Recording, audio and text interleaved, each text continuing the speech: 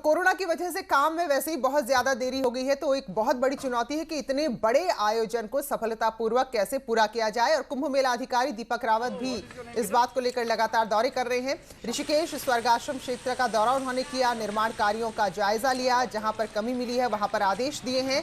तो साफ सफाई की व्यवस्था, अप्रोच रोड निर्माण और घाटों के पुनर्निर्माण कार्य में तेजी लाने के आदेश यहां दिए गए हैं। इसके अलावा जिन जिन इलाकों में कुंभ के दौरान हमारी कैंपिंग होती है, शासकीय कैंपिंग भी होती है, भीड़ भाड़ होती है, बस अड्डे बनते हैं, पार्किंग्स बनते हैं, वहाँ पे कौन सी फैसिलिटीज़ देनी है उनकी प्लानिंग की दृष्टि से भी मैं देख रहा हूँ। कितनी टॉयलेट्स चाहिए होंगी, कहाँ पे कितनी बिजली दी जानी है। इसके अलावा मुख्यतः क्योंकि आप जानते हैं कि जब भीड़ भाड़ ज़्यादा होती है तो सभी घाटों पर कहीं ना कहीं थोड़ा लोड पड़ता है, तो सुरक्षा की दृष्टि से भी वहाँ की जो अप्रोच है प्लस वहाँ पर जो टाइल्स चेन रिपेयर है वो सब।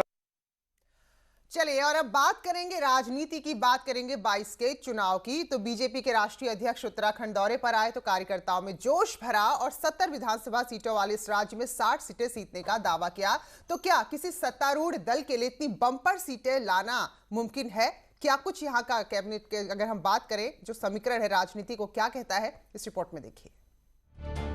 बीजेपी के राष्ट्रीय अध्यक्ष उत्तराखंड दौरे पर आए थे तो उनका जोरदार स्वागत हुआ और इस दौरान संगठन ने दावा किया कि बीजेपी 2022 में इतिहास नहीं दोहराएगी बल्कि 60 सीटें जीतकर नया इतिहास बनाएगी। लेकिन ये कैसे होगा, इस पर भी नड्डा से विचार मंथन हुआ। राष्ट्रीय अध्यक्ष ने पार्टी को कहा है कि वो रोड मैप बनाए, कैसे, कब और क्या कार्यक्रम संगठन पार्टी वर्कर्स को दे रहा है, दिल्ली कार्यालय को भी इसकी मिनट टू मिनट सूचना भेजी जाए। यानी कि दून का कमांड एंड कंट्रोल सेंटर अब दिल्ली होगा। दिल्ली से ग्रीन सिग्नल मिलेगा और उसे इम्प्लीमेंट देहरादून में किया जाएगा।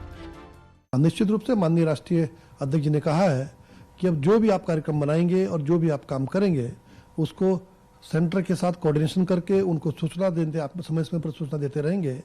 तो इससे स्पष्ट है कि केंद्र भी बहुत बारीकी से हर चीज को ऑब्जर्व करेगा, दिशा निर्देश देगा और उनके दिशा निर्देशों पर ही हम अपनी पार्टी को आगे बढ़ाएंगे। पार्टी का कहना है कि ये बीजेपी का कल्चर है, यहाँ कोऑर्डिनेशन और टाइम बाउंड के तहत काम किया जाता है, खासकर जब टारगेट चुनाव में 70 में से 60 सीटें जीतने का हो। पार्टी में केंद्र से लेकर बूथ तक एक तालमेल का दृश्य रहता है। क्योंकि प्रदेश इकाई का रोड मैप तैयार करना है तो उसके बारे में अपना रोड मैप तैयार हम करेंगे, लेकिन केंद्र को भी इसके बारे में अवगत कराएंगे और जहां उनके मार्गदर्शन की और सहयोग की अपेक्षा होगी उसे भी हम केंद्र से प्राप्त करेंगे।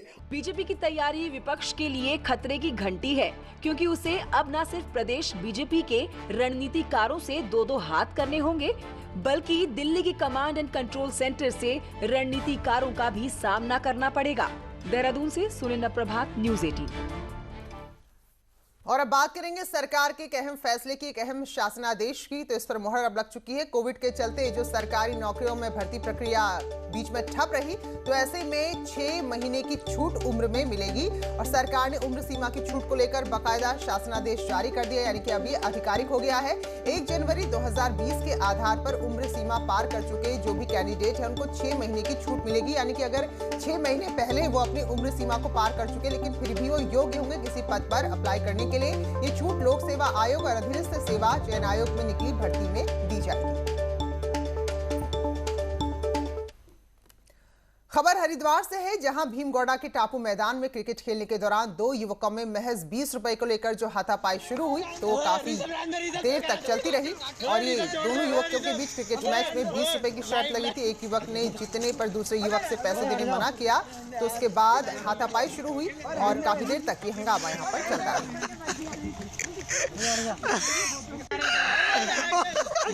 चलो हो गए। चलिए आगे बढ़ेंगे। अल्मोड़ा के कौसी दौराघाट सड़क